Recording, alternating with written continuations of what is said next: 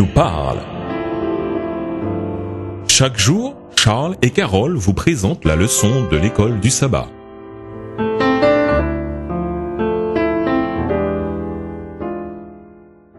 Bonjour chers auditeurs, Bonjour à tous. nous voilà au jeudi 23 janvier. Laissez venir à moi les petits-enfants. Lisons Marc 10, les versets 13 à 16.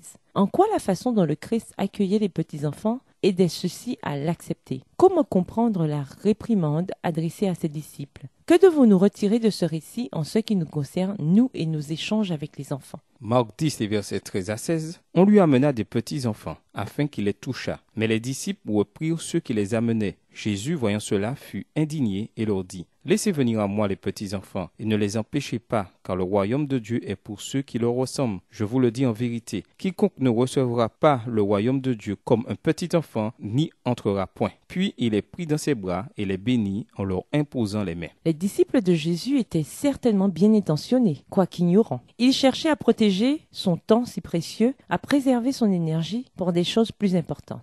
Combien ils se sont mépris sur ce que Jésus voulait qu'ils comprennent. Imaginez que vous êtes repoussé par des adultes bourrus seulement parce que vous souhaitez être embrassé par la personne aimante et pleine de sollicitude qu'était Jésus. Il n'est pas surprenant que les enfants aient répondu à son étreinte. Il nous est donné, à l'occasion de ce récit, un exemple inestimable de la façon dont ceux qui s'engagent à faire des disciples doivent se comporter vis-à-vis des enfants. Quand on lui présenta les enfants, Jésus vit en eux des hommes et des femmes appelés à devenir les héritiers de sa grâce et le sujet de son royaume. Quelques-uns parmi eux allaient subir le martyre par amour pour lui. Il savait que ses enfants l'écouteraient et l'accepteraient en qualité de rédempteur avec beaucoup plus d'empressement que les personnes plus âgées, dont beaucoup, sages aux yeux du monde, avaient le cœur endurci. Il plaça son enseignement à leur niveau, ne dédaignant pas, lui, la majesté du ciel, de répondre à leurs questions et de donner à ces importantes leçons assez de simplicité pour les mettre à la portée de ses intelligences enfantines. Il jeta dans leur esprit des semences de vérité qui plus tard devaient lever et porter du fruit pour la vie éternelle.